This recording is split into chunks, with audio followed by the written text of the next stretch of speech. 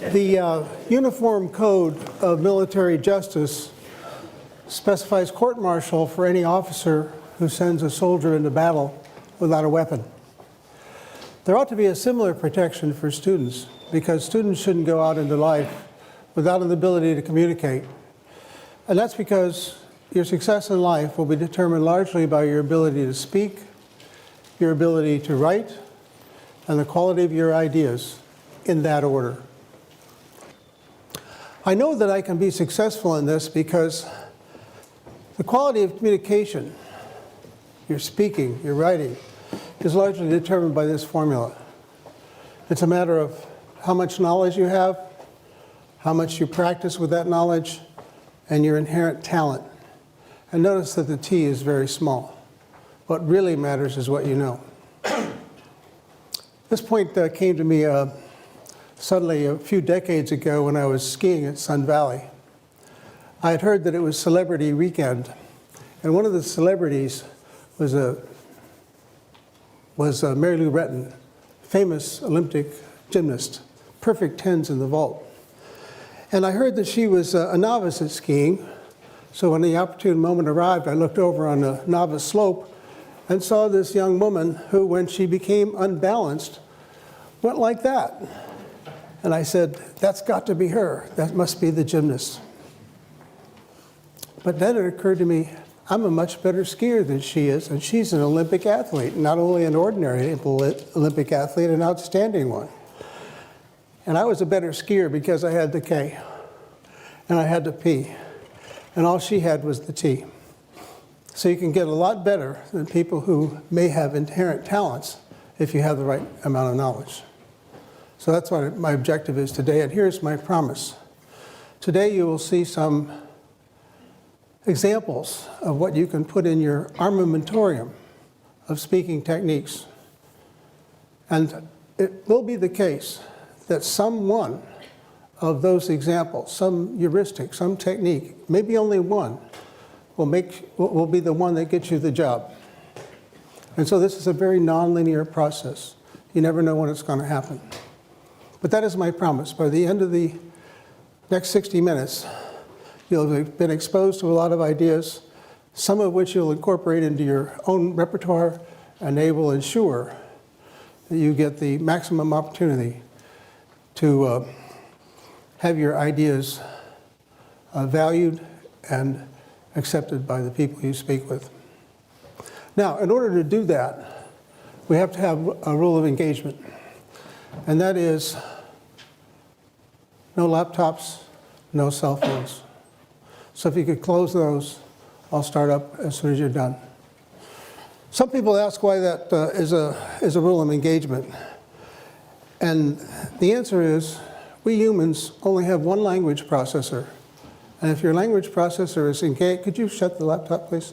If your language processor is engaged, browsing the web or reading your email, you're distracted. And worse yet, you distract all of the people around you. Studies have shown that. And worse yet, if I see an open laptop somewhere back there or up here, it drives me nuts. And I do a worse job. And so that ensures that all of your friends who are paying attention don't get the performance that they came to have. So that's it for preamble. Let's get started.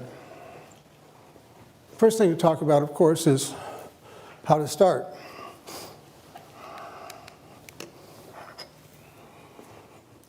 Some people think the right thing to do is to start a talk with a joke.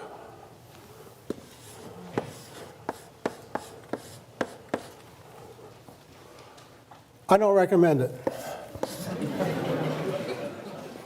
And the reason is that in the beginning of a talk, people are still putting their laptops away. They're becoming adjusted to your speaking parameters, to your vocal parameters. And they're not ready for a joke. So it doesn't work very well. They usually fall flat. What you want to do instead is start with an empowerment promise. You want to tell people what they're going to know at the end of the hour that they didn't know at the beginning of the hour. It's an empowerment promise. It's the reason for being here. What would be an example? Oh, I see. At the end of this 60 minutes, you will know things about speaking you don't know now, and something among those things you know will make a difference in your life. Yeah, that's an empowerment promise. So that's the best way to start. So now that I've talked a little bit about how to start, what I want to do is give you some samples of heuristics that are always on my mind when I give a talk. And the first of these heuristics is that it's a good idea to cycle on the subject. Go around it again, go around it again. Some people say, tell them what you want to tell them, tell them again, and then tell them a third time, as if people weren't intelligent. But the point is, the reason is, well, there are many reasons, one of which is at any given moment, about 20% of you will be fogged out no matter what the lecture is. So if you want to ensure that the probability that everybody gets it is high, you need to say it 3 times. So cycling is one of the things that I always think about when I give a talk. Another thing I think about is, in explaining my idea, I want to build a fence around it.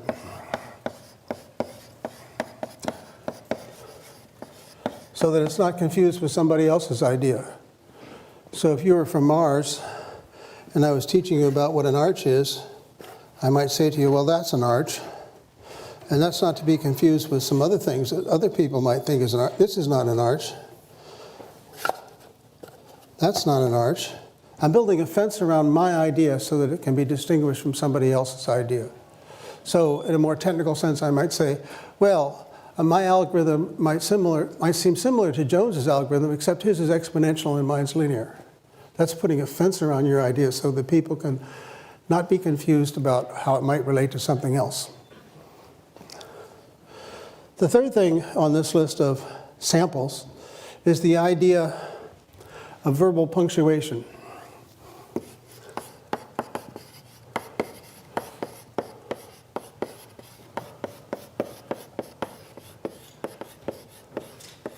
And the idea here is that because people will occasionally fog out and need to get back on the bus, you need to provide some landmark places where you're announcing that it's a good time to get back on.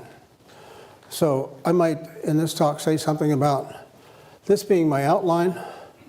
The first thing we're going to do is talk about how to start. Then we're going to deal with these 4 samples. And among these 4 samples, I've talked about the first idea, that's cycling. The second idea, building, and now the third idea is verbal punctuation. So I'm enumerating, I'm providing numbers, I'm giving you a sense that there's a seam in the talk and you can get back on. Okay? So now we're on a roll.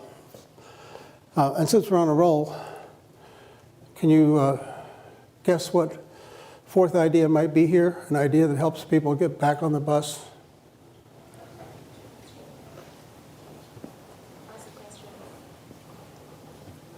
Yes. Ask a question. Ask a question, yes. Thank you. So ask a question.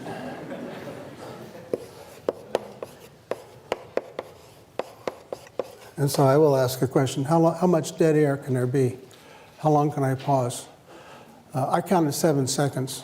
It seems like an eternity to me to wait and not say anything for 7 seconds, but that's the standard amount of time you can wait for an answer. And of course the question has to be carefully chosen.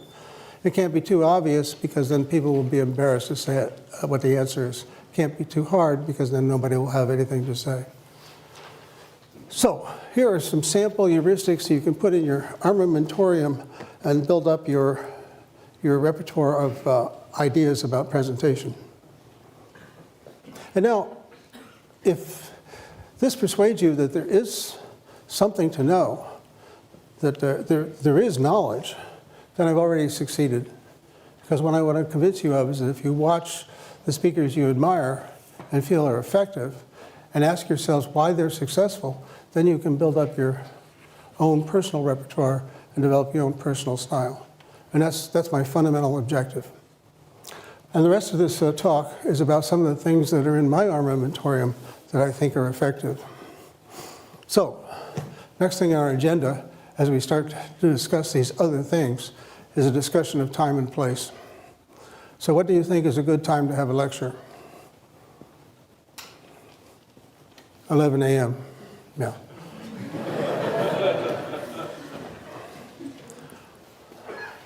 And the reason is, most people at MIT are awake by then, and hardly anyone has gone back to sleep. It's not right after a meal. People aren't fatigued from this or that. It's a great time to have a lecture. So that brings me next to the question of what about the place? And the most important thing about the place is that it be well lit.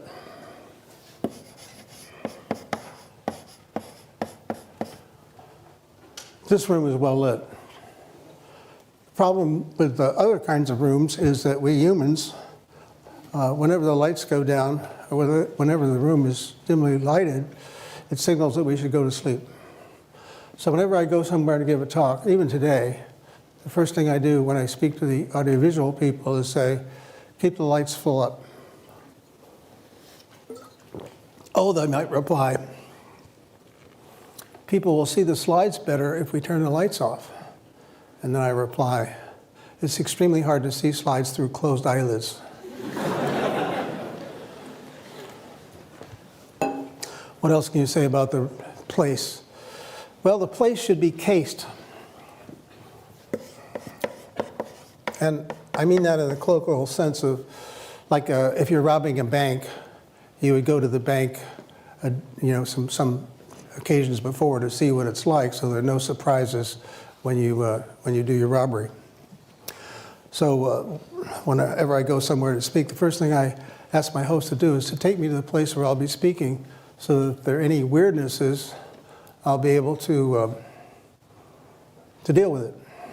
Sometimes it might require some intervention.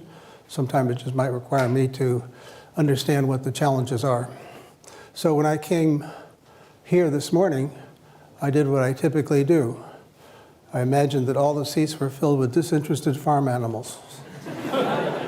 That way I knew that no matter how bad it was, it wouldn't be as bad as that.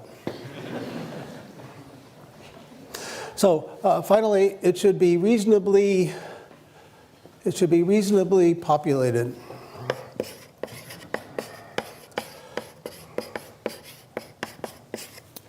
It should be the case that, if there are 10 people in this hall, everyone would be wondering what's going on that's so much more interesting that nobody's here. So you want to get a right-sized place that doesn't have to be packed, but it has to be more than half full. So those are some thoughts about time and place. The next thing I want to talk about is subject of boards and props and slides.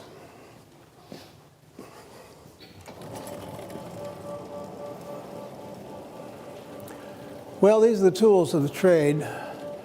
I believe that this is the right tool for speaking when your purpose is informing. The slides are good when your purpose is exposing. But this is what I use when I'm informing, teaching, lecturing. And there are several reasons why I use it. For one thing, when you use the board, you have a graphic quality. It's the case that when you have a board, then you can easily exploit the fact that you can use graphics in your presentation. So that's a graphic quality that I like. And the next thing I like is a speed property.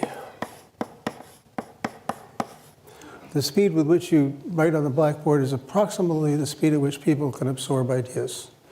If you go flipping through a bunch of slides, nobody can go that fast. Finally, one great property of a board is that it can be a target.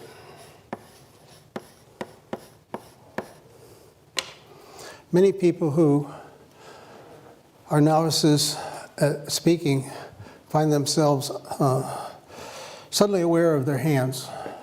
It's as if their hands were private parts that shouldn't be exposed in public, so right away they go into the pockets. And this is considered insulting in some parts of the world. Or alternatively, maybe the hands will go in back like this. I was once in a convent in Serbia, and my host, as soon as we entered, a nun came up to us and offered us a refreshment. And I was about to say, no, thank you, and he said, eat that stuff or die. It's a question of local custom and politeness. But then, before anything happened there, the nun pulled my hands out like this, because it was extraordinarily insulting in that culture to have your hands behind your back. So why is that? Well, it's usually supposed that it has to do with whether you're concealing a weapon. So if your hands are in your pockets or behind your back, then it looks like you might have a weapon. And that's what I mean by the virtue, one of these virtues of the board. Now you have something to do with your hands. You can point out the stuff. I was once watching Seymour Papert give a lecture, and I thought it was terrific. So I went a second time. First time to absorb the content, second time to note the style. And what I discovered is that Papert was constantly pointing at the board. And then I thought about it a little while, and I noted that none of the stuff he was pointing to had anything to do with what he was saying. Nevertheless, it was an effective technique. So that's just a little bit about the virtue of blackboards. And now I want to talk about props. You know, the custodians of knowledge about props are the playwrights. Many decades ago, I saw a play by Heinrich Ibsen. It was Hedda Gabler. I remember vaguely that it was about a woman in an unhappy marriage, and her husband was in competition for an academic job with somebody else, and he was going to lose, partly because he was boring, and partly because the competitor had just written a magnificent book. By the way, this is back in the days before there were copying machines and computers. Anyhow, as the play opens, there's a pot-bellied stove.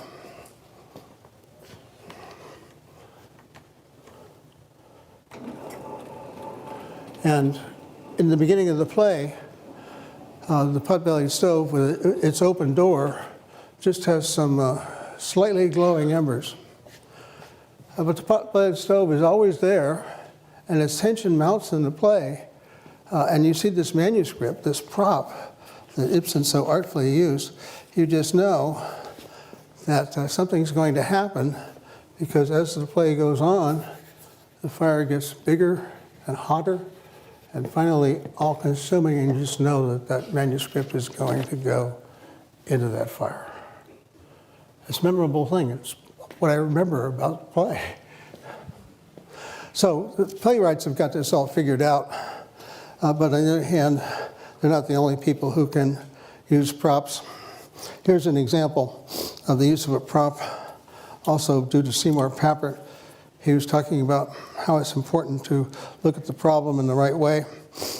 And here's an example that not only teaches that, but makes it possible for you to embarrass your friends in mechanical engineering.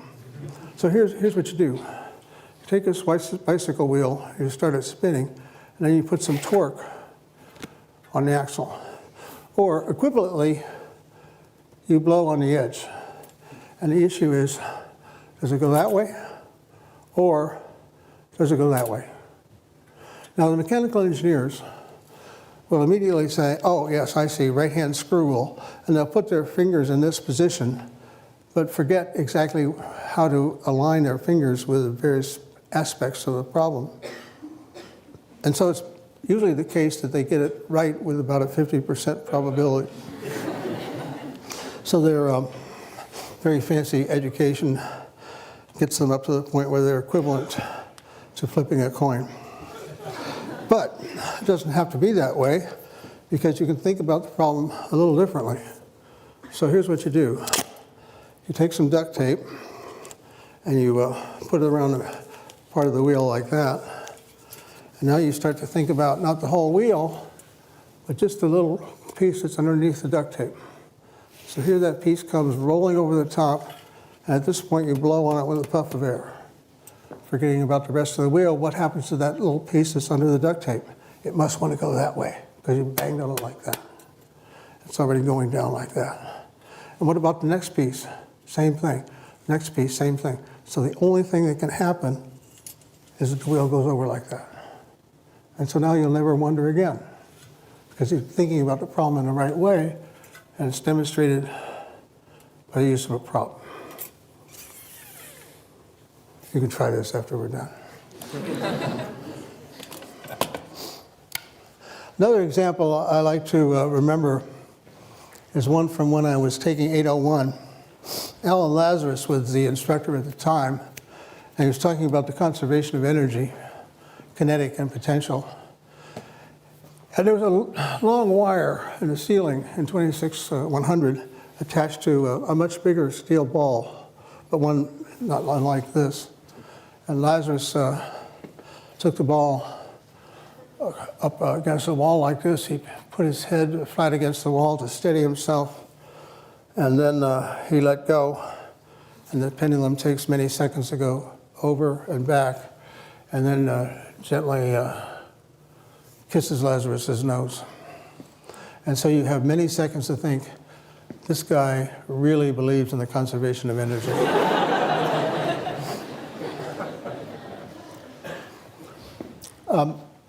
Do not try this at home. The problem is that first time you do this, you may not just let go. There's a natural human tendency to push.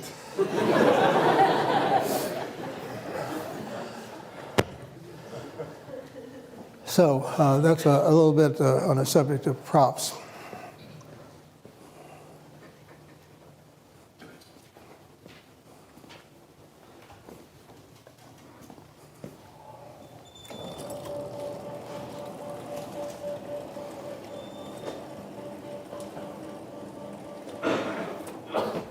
You know, it's interesting, whenever surveys are taken, students always say more chalk, less PowerPoint. And why would that be? Props are always also very effective. Why would that be? I'll give you my lunatic fringe view on this. It has to do with what I would call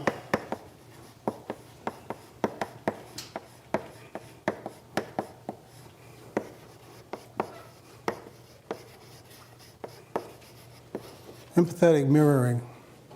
When you're sitting up there watching me write on the board, all those little mirror neurons in your head, I believe, become actuated, and you can feel yourself writing on the blackboard. And even more so, when I talk about this steel ball going that way and this way, you can feel the ball as if you were me. And you can't do that with a slide. You can't do it with a picture. You need to see it in the physical world. That's why I think that, oh yes, of course, there are speed questions involved too that have to be separated out, but I think the empathetic mirroring is why props and the use of a blackboard are so effective. Well, let's see. Oh yes, there is one more thing by way of the tools, and that has to do with the use of slides. I repeat, I think they're for exposing ideas, not for teaching ideas, but that's what we do in a job talk or a conference talk. We expose ideas, we don't teach them. So let me tell you a little bit about my views on that. I remember once I was in Terminal A at Logan Airport. I'd just come back from a really miserable conference, and the flight was really horrible. It was one of those that feels like an unbalanced washing machine. And for the only time in my life, I decided to stop on my way to my car and have a cup of coffee and relax a little bit. And as I was there for a few minutes, someone came up to me and said, "Are you Professor Winston?" "I think so," I said. I don't know, I guess I was trying to be funny. In any event, he said, "I'm on my way to Europe to give a job talk. Would you mind critiquing my slides?" "Not at all," I said. "You have too many and they have too many words." "How did you know?" he said, thinking perhaps I'd seen a talk of his before. I hadn't. My reply was, "Because it's always true. There are always too many slides, always too many words." So let me show you some extreme examples of how not to use slides. Well, for this demonstration, I need to be way over here. When I get over here, then I can start to say things like, one of the things you shouldn't do is read your transparencies. People in your audience know how to read, and reading will just annoy them. Also, you should be sure that you have only a few words on each transparency and that the words are easy to read. And I hope it's driving you crazy because I'm committing all kinds of crimes. The first of which is that there are too many words on the slide. Second of which is I'm way over there and the slide's way over there. So you get into this tennis match feeling of shifting back and forth between the slide and the speaker. You want the slides to be condiments to what you're saying, not the main event or the opposite way around. So how can we fix this? Step number one is to get rid of the background junk. That's always distraction. Step number two is to get rid of the words. When I've reduced the words to these, then everything I read a previous time, I'm not licensed to say because it's not on the slide. I'm not reading my slides anymore, but I'm saying what was written on the slides in a previous example. So what else can we do to simplify this? Well, we can get rid of the logos. We don't need them. Simplification. What else can we do? Get rid of the title. Now I want to talk to you about some rules for slide preparation. I'm telling you the title. It doesn't have to be up there. By reducing the number of words on the slide, I'm allowing you to pay more attention to me and less to what's written on the slide. I mentioned it before, we have only one language processor, and we can either use it to read stuff or to listen to the speaker. And so if we have too many words on the slide, it forces people in the audience to read this stuff and not listen. A student of mine did an experiment a few years ago. He taught some students some web-based programming ideas. Half the information was on slides. He said the other half. And then for a control group, he reversed it. And the question was, what did the subjects, that is to say, freshmen in his fraternity, what did the subjects remember best? What he said or what they read on the slide? And the answer is what they read on the slide. When their slides have a lot of material on it, they don't pay attention to the speaker. In fact, in the after-action report, one of the subjects said, "I wish you hadn't talked so much. It was distracting." Well, that last item is eliminate clutter. Now, here's some clutter. No reason even for those bullets. So the too many words problem is a consequence of a crime Microsoft has committed by allowing you to use fonts that are too small. So you should all have a sample slide like this that you can use to determine what the minimum font size is that's easily legible. Shiru, what do you think of those? Which size is right? What's that? Did you ask them which size is right? Yeah, minimum maybe. 40 or 50? Yeah, he says 40 or 50. I think it's about right. 35 is beginning to get too small. Not necessarily because you can't read it, but because you're probably using it to get too many words on the slide. What other crimes do we have? Well, we have the laser pointer crime. And for that, I really, in the old days, when we didn't have laser pointers, we used wooden ones, and people would go waving these things around, and pretty soon it became almost like a baton twirling contest. So here's what I recommended in the old days for dealing with this kind of pointer. This example of use of a prop. Jim Glass up there saw this talk about 20 years ago and said, oh yeah, I remember that talk. That's the one where you broke the pointer. It's amazing how props tend to be the things that are remembered. Well, now we don't have physical pointers anymore. We've got laser pointers. It's a wonder more people aren't driven into epileptic fits over this sort of stuff. But here's what tends to happen.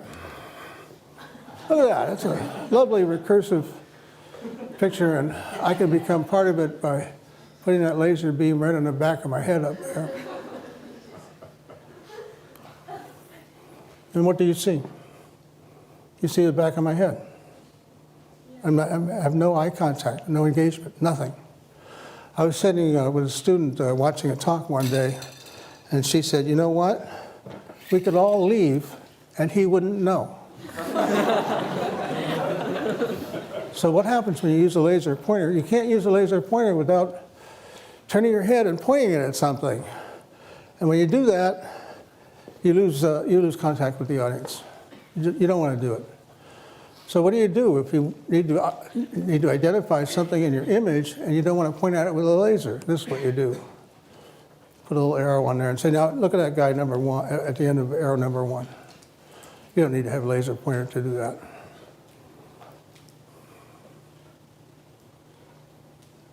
The too heavy crime.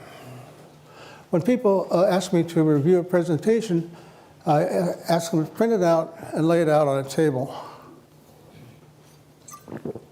When they do that, it's easy to see whether the talk is too heavy, too much text, not enough air, not enough white space, not enough imagery. This is a good example of such a talk. Way too heavy. The presenter has taken advantage of small font sizes to get as much on the slide as he wanted. Lots of other crimes here, but the too heaviness, the fact that it's too heavy is what I wanted to illustrate. So here, by contrast, is another talk, one I gave a few years ago. It wasn't a deeply technical talk, but I show it to you because there's air in it. It's mostly pictures of things. There are 3 or 4 slides that have text on them, but when I come to those, I give the audience time to read them. And they're there because they might have some historical significance. The first slide with a lot of text on it is an extraction from the 1957, from the proposal for the 1957 AI conference at Dartmouth. Extraordinarily interesting event, and that historical extraction from the proposal helps drive that point home. What else have we got here? Oh yeah, your vocabulary word for the day. This is an apax legomenon. What that means is, this is the kind of slide you can get away with exactly once in your presentation. This is a slide that got some currency some years ago because it shows the complexity of governing in Afghanistan by showing how impossibly complex it is. It's something you and the audience can't understand, and that's the point. But you can't have many of these. You can have one per work, one per presentation, one per paper, one per book. That's what apax legomenon is, and this is an example of it. Well, I've shown you some crimes, and so you might be asking, do these crimes actually occur? So they do.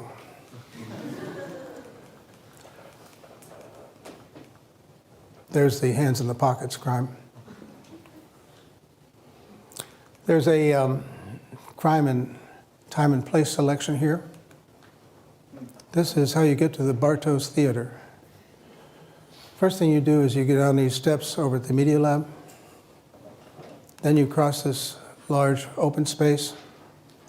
Then you turn right down this corridor. At this point, whenever I go in there, I wonder if there are torture implements around the corner. And then when you get in there, you get into this dark, gloomy place. So it's well named when they call it the Bartos Theater, because it's a place where you can watch a movie, but it's not a place where you can give a talk. Now, on a subject of does it happen, here's a talk I attended a while back in Stata. Notice that the speaker is far away from the slides. The speaker's using a laser pointer. And you say to me, well, what's happening here? It's, by the way, the 80th slide in the presentation. Notice that it's dense with words. This is the first of 10 conclusion slides. So what's the audience reaction? That's the sponsor of the meeting. He's reading his email. This is the co-sponsor of the meeting. He's examining the lunch menu. What about this person? This person looks like he's paying attention, but just because it's a still picture. If you were to see a video, what you would see is something like this.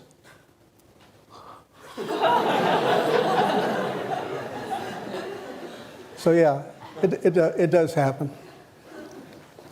Well, now that's a quick review of tools. Now I want to talk about some special cases. We could talk a little bit about informing, or to say it another way, doing what I'm doing now. But I'll just say a few words about that. In that kind of presentation, you want to start with a promise, like I did for this hour that we're going through now. But then it comes to the question of how do you inspire people?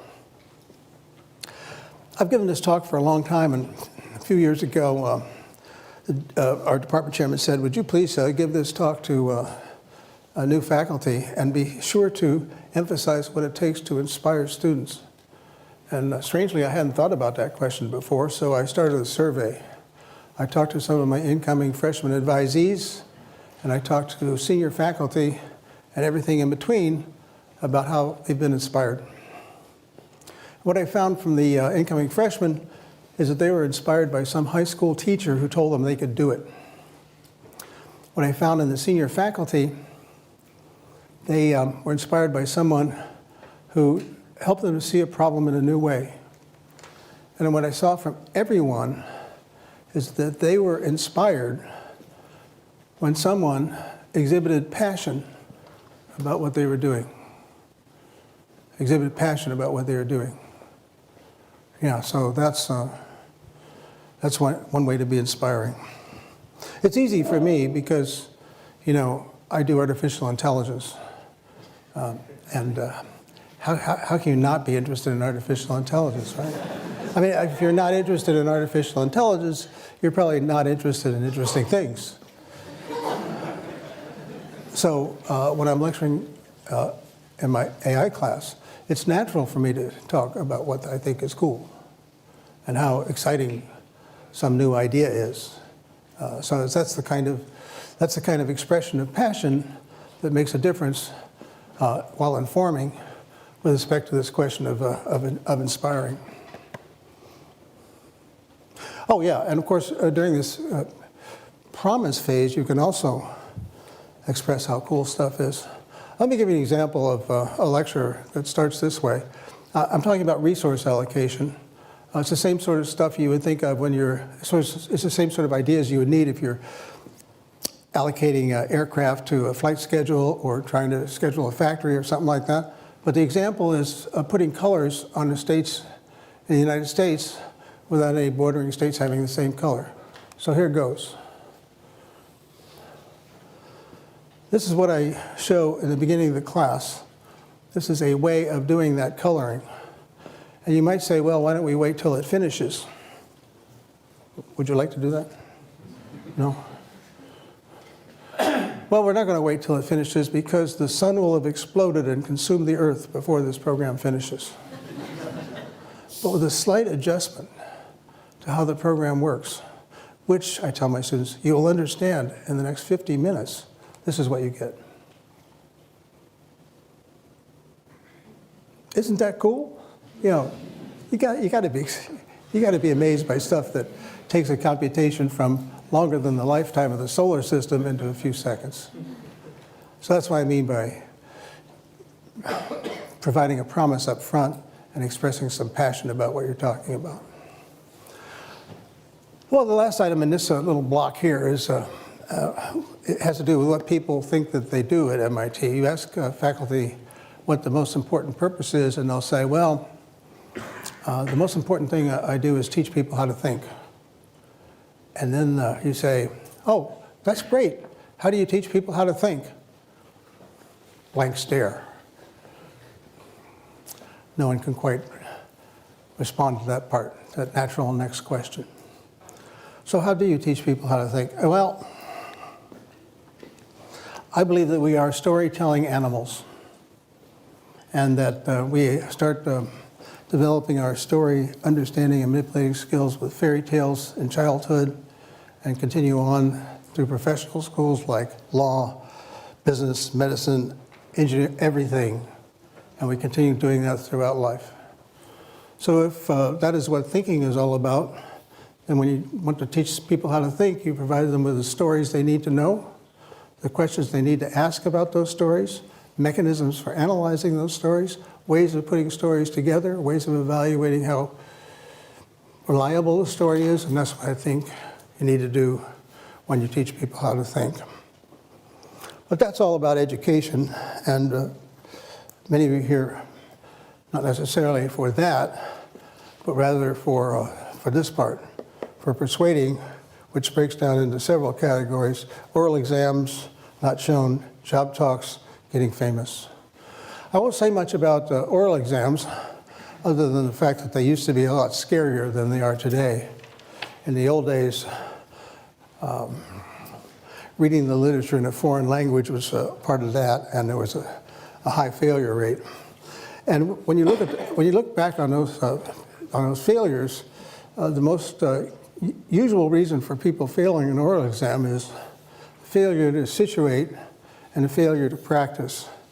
By situate, I mean it's important to talk about your research in context. This is a problem that's being pursued all over the world. There hasn't been any progress before me in the past 30 years.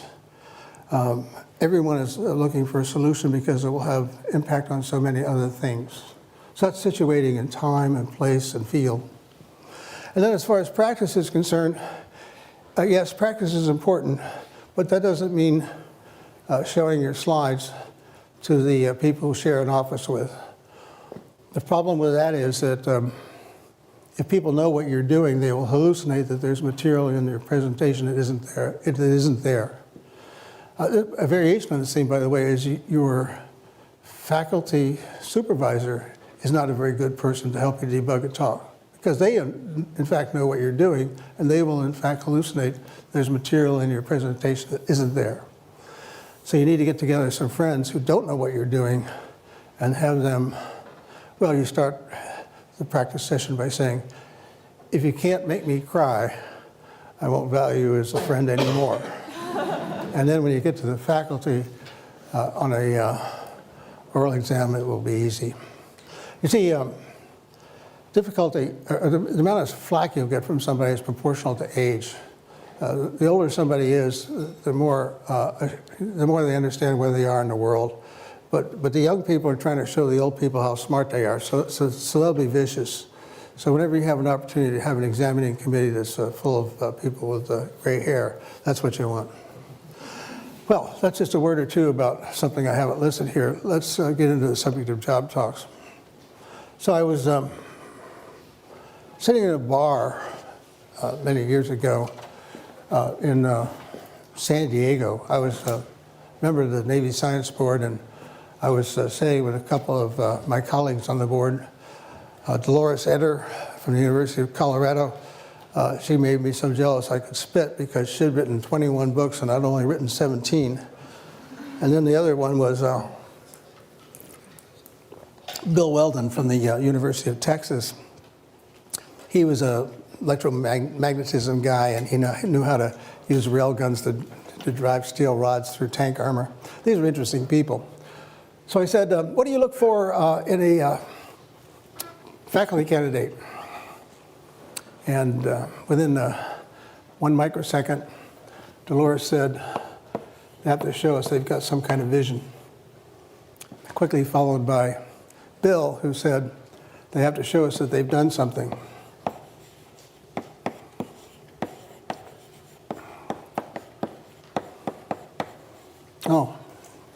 That sounds good, I said.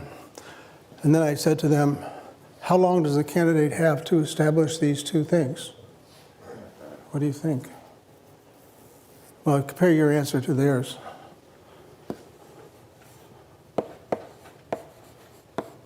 5 minutes. So if you haven't expressed your vision, if you haven't told people that you've done something, in 5 minutes you've already lost. So you have to be able to do that. And let me just mention a couple of things in that connection.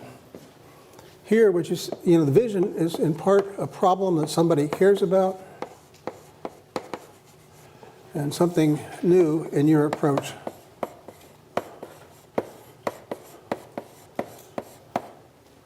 So the problem is understanding the nature of human intelligence. And the approach is asking questions about what makes us different from chimpanzees and Neanderthals. Is it merely a matter of quantity, or are we just a little bit smarter in some continuous way?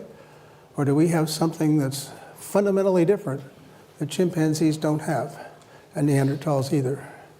And the answer is yes, we do have something different.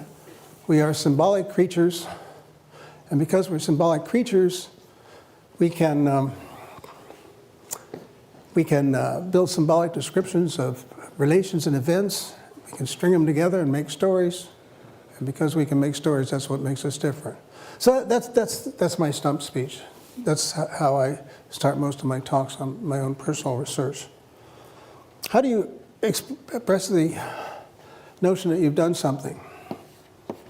By listing the steps that need to be taken in order to achieve the solution to that problem. You don't have to have done all of those steps, but you can say, here's what needs to be done. An example. Here's what needs to be done. We need to specify some behavior. We need to enumerate the constraints that make it possible to deal with that behavior. We have to implement a system because we're engineers and we don't think that we've understood something unless we can build it. And we've built such a system and we're about to demonstrate it to you today. That would be an example of enumerating a series of steps needed to realize the vision. So then, blah, blah, blah, blah, blah, blah, blah, blah, blah. And then you conclude by enumerating your contributions.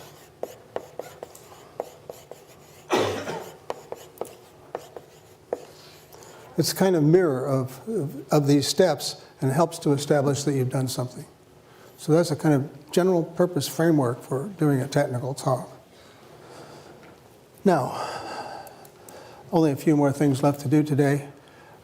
Getting famous is the next item on our agenda, because once you've got the job, you need to think a little bit about how you're going to be recognized for what you do. So,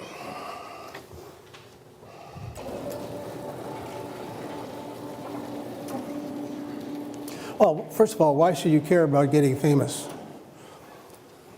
I thought about this in connection with a fundraising event I attended once.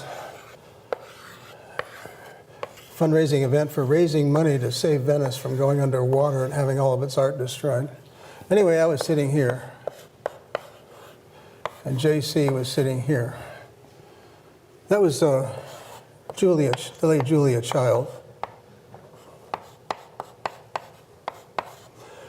And as the evening wore on, more and more people would come up and ask Julia to autograph something or express a feeling that she had changed their life, and it just happened over and over again. So eventually I turned to Julia and I said, "Ms. Child, is it fun to be famous?" And she thought about it for a second and she said, "You get used to it." But you know what? It occurred to me, you never get used to being ignored. So here's a way to think about it. Your ideas are like your children, and you don't want them to go into the world in rags.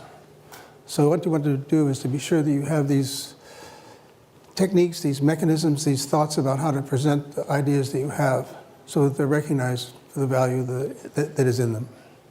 So that's why it's a legitimate thing to concern yourself with packaging. Now, how do you get remembered? Well, there's something I like to call Winston's star. And every one of the items I'm about to articulate starts with an S. So if you want your presentation ideas to be remembered, one of the things you need to do is to make sure that you have some kind of symbol associated with your work. So this arch example is actually from my PhD thesis many, many years ago. And in the course of my work at that time, this work on arch learning became mildly famous, and I didn't know why. It was only many years later that I realized that that work accidentally had all of the elements on this star. So the first element is that there was a kind of symbol. It's the arch itself. Next thing you need is some kind of slogan, a kind of phrase that provides a handle on the work. And in this case, the phrase was one-shot learning. And it was one shot because the program I wrote learned something definite from every example that was presented to us. So in going from a model based on this configuration to something that isn't an arch based on that configuration, the program learned that it has to be on top. One-shot learning. So that's a symbol, slogan, and now we need a surprise. Yeah, the surprise is you don't need a million examples of something to learn. You can do it with one example if you're smart enough to make use of that example appropriately. So that was the surprise. You can learn something definite from each example. Next item was a salient idea. Now, when I say salient idea, I don't mean important. What I mean is an idea that sticks out. Some theses, funnily enough, have too many good ideas and you don't know what it's all about because which one is it? So you need an idea that sticks out. And the idea that stuck out here was the notion of a near miss.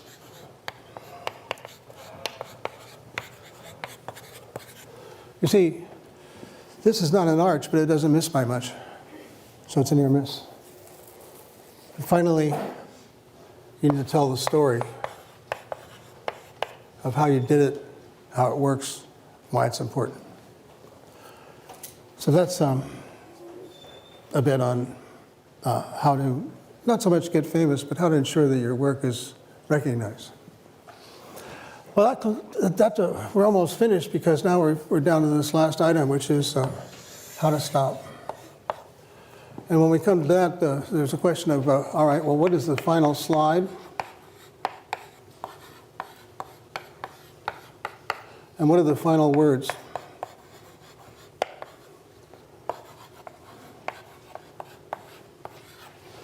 So for the final slide, let me give you some examples of possibilities.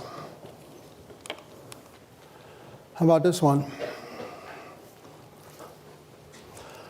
Well, you might see that slide and think to yourself, there are 1,000 faculty at MIT. Nice piece of work, but not so much, but it's only a tiny piece of work if you divide by 1,000.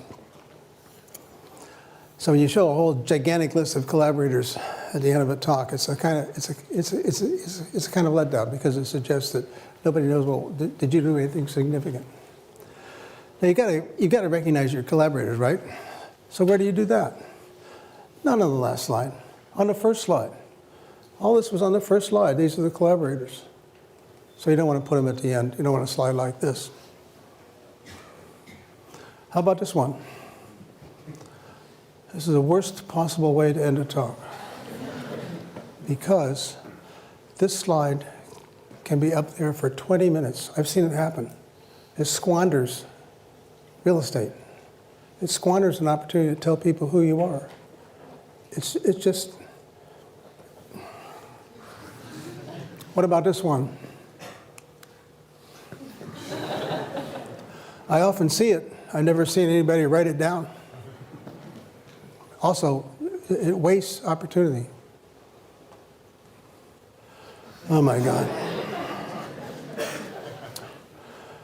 Even worse. All of these slides do nothing for you. They waste an opportunity for you to tell people, to leave people with who you are. Well, what about this? This a good one?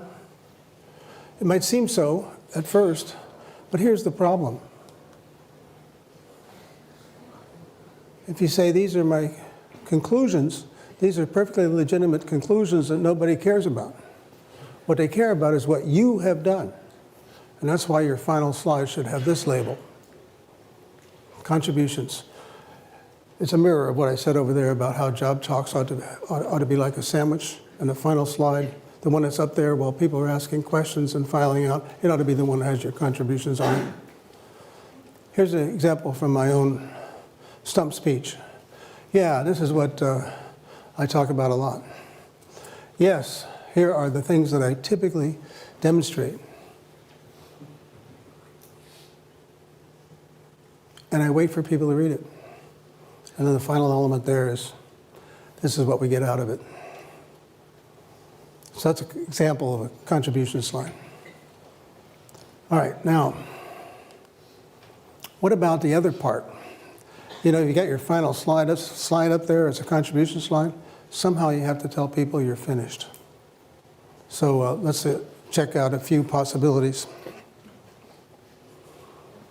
One thing you could do in the final words is you could tell a joke. It's okay. By the time you're done, people have adjusted themselves to your voice parameters. They're ready for a joke. I was sitting in another bar, this time in Austin, Texas, with a colleague of mine named Doug Lenat. And Doug's a fantastic speaker. And so I said to Doug, you're a fantastic speaker. What's your secret? And he said, oh, I always finish with a joke, and that way people think they've had fun the whole time. So yeah, a joke will work down there. How about this one?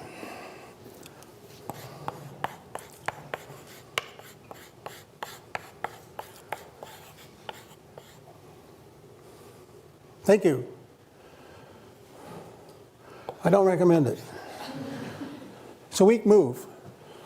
You will not go to hell if you conclude your talk by saying thank you, but it's a weak move, and here's why. When you say thank you, even worse, thank you for listening, it suggests that everybody has stayed that long out of politeness and that they had a profound desire to be somewhere else, but they're so polite they stuck it out, and that's what you're thanking them for. So once wild applause has started, you can mouth a thank you, and there's nothing wrong with that. But the last thing you do should not be saying thank you. Now you say to me, well, doesn't everybody say thank you? Well, what everybody does is not necessarily the right thing. And I like to illustrate how some talks can end without saying thank you. I like to draw from political speeches, but the ones that I've heard recently aren't so good, so I'm going to have to go back a little bit.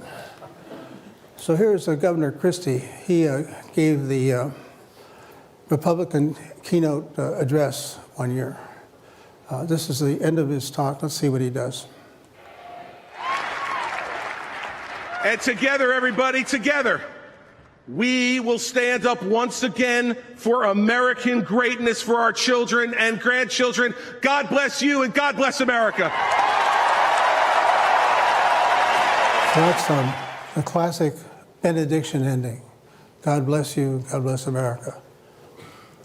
Now, I don't want to be partisan about this, so I think I better switch to the keynote address in the Democratic Convention. I was delivered that year by Bill Clinton, who knows something about how to speak.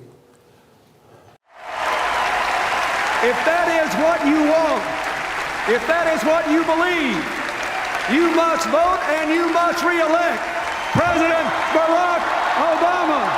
God bless you and God bless America.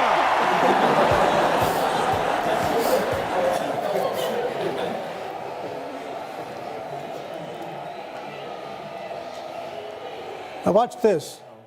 Let's go back a little bit and redo it. What I want you to see is that at one point he seems to be almost pressing his lips together, forcing himself not to say thank you. And then there's another place where he does a little salute. So watch for those this time around. If that is what you want, if that is what you believe, you must vote and you must re-elect President Barack Obama. God bless you and God bless America. That's where he's pursing his lips. There's a salute.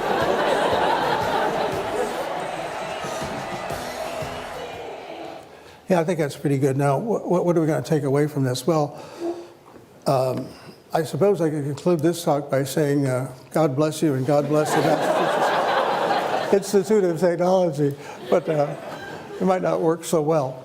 But what you can get out of this is you don't have to say thank you. There are other things you can do. And you know, it's interesting that over time people figure this out and there's some stock ways of ending things. So in the Catholic Church, in the good old Latin Mass, it landed with ite missa est, which translates approximately to, okay, the Mass is over, you can go home now. And of course, at musical concerts, you know that it's time to clap, not at the end of the song, but rather when the conductor goes over and shakes hands with the concertmaster. Those are conventions that tell you that the event is over.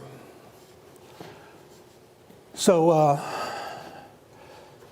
those are all possibilities for here. But one more possibility, and that is that you can salute the audience.